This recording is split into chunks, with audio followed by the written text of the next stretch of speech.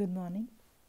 Today we'll discuss Ellen Showalter, which is prescribed in our paper 5, that is of criticism, and the topic is towards the feminist poetics.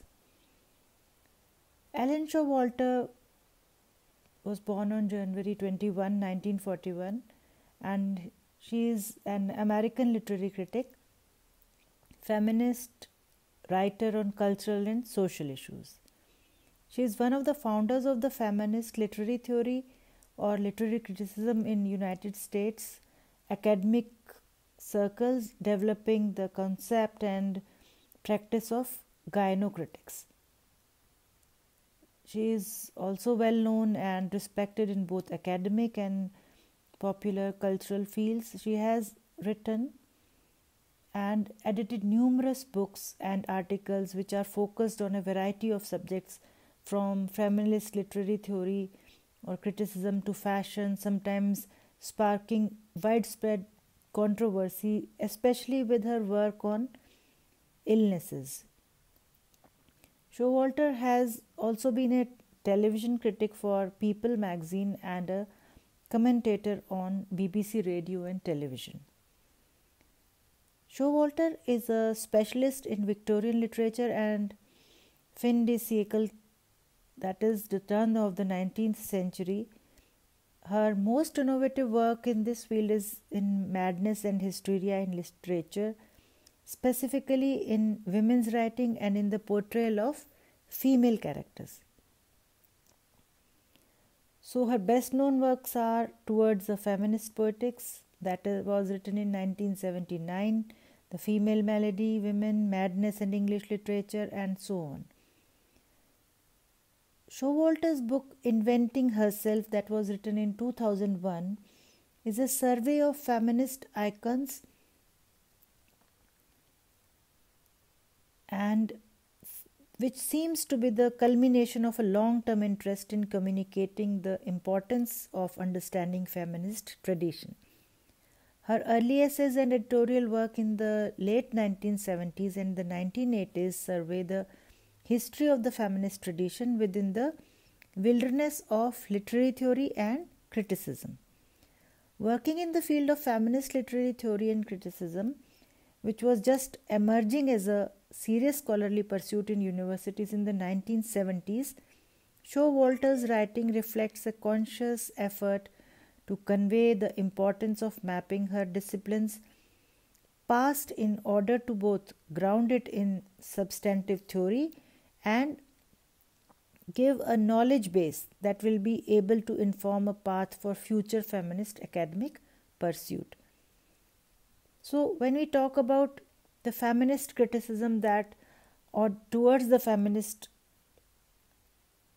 theory, Showalter is concerned by stereotypes of feminism that see feminist critics as being obsessed with the phallus and obsessed with destroying male artists.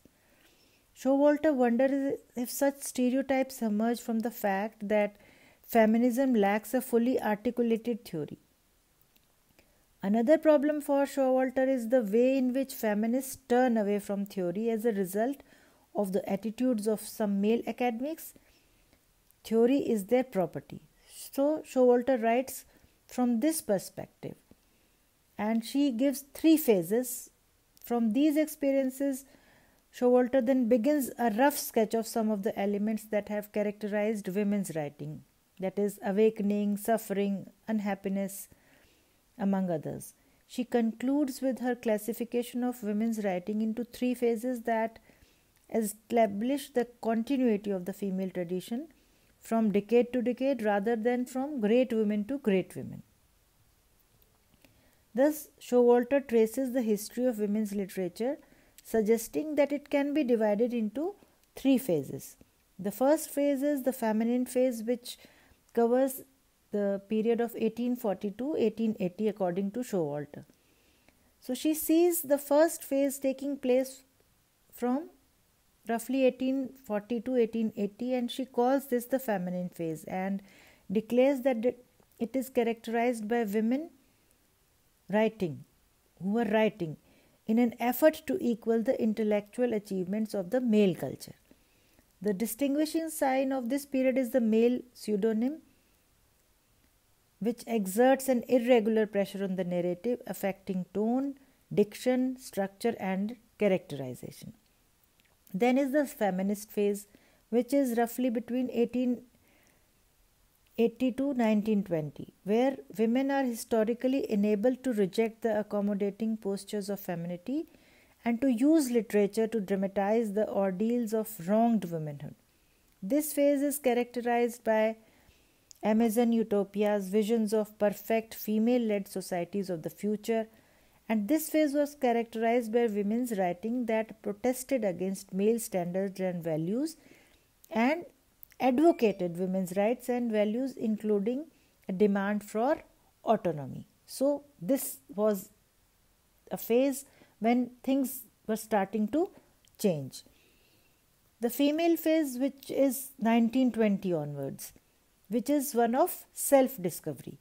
Showalter says that women reject both imitation and protest, which are two forms of dependency, and turn instead to a female experience as the source of an autonomous art, extending the feminist analysis of culture to the forms and techniques of literature. So significantly, Showalter does not offer a characteristic sign or figure for the female phase, suggesting it as a welcome diversity of experience that is too broad to be encompassed in a single image.